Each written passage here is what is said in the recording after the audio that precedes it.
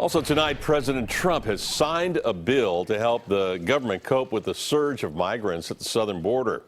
It provides $4.6 billion to bolster care for thousands of arrivals.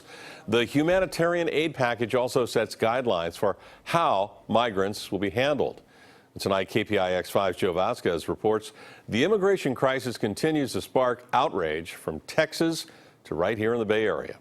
This is for all our brothers and sisters. A vigil at St. Clement's Church in Hayward tonight gathers immigrant families together to organize. We asked them about the situation at the border. It really makes me angry. I mean, as an undocumented person myself. Jacqueline Valencia says her mother brought her across the border when she was a child. She says she can't fathom a Border Patrol policy that would have separated her family. It just gets me really upset. I mean, to think that there's humans that can do that. I mean, I know it's their job, but I mean, can they not see what's happening? Can they not see, like, these kids are crying?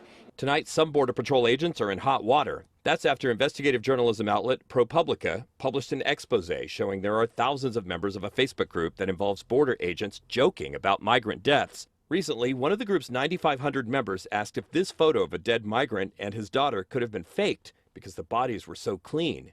In another post, members responded with indifference to the death of a 16-year-old Guatemalan migrant in Border Patrol custody. If he dies, he dies. It's not right.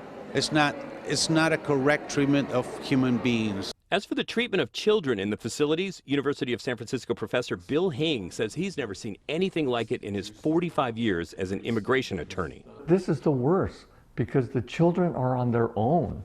Hing was recently at the same border facility a congressional delegation toured today. He was there as part of an inspection team authorized by a federal judge to check the conditions. He says kids as young as 2 are stuck in facilities meant to keep them 72 hours, but end up staying 2 weeks or more, often filthy with only the shirts on their backs. Border Patrol agents told him there was nothing more they could do. Their claim is that they would like to send these folks, these children, to Office of Refugee Resettlement, but there's no room. The Border Patrol acknowledges we do not have the capacity to care for children. Our job is to guard them. Professor Hing says from what his team observed in that one facility, no children were being taken from their parents, but they were being removed from older family members like aunts and uncles and cousins. So he says a family separation policy continues. On the Night Beat, I'm Joe Vazquez.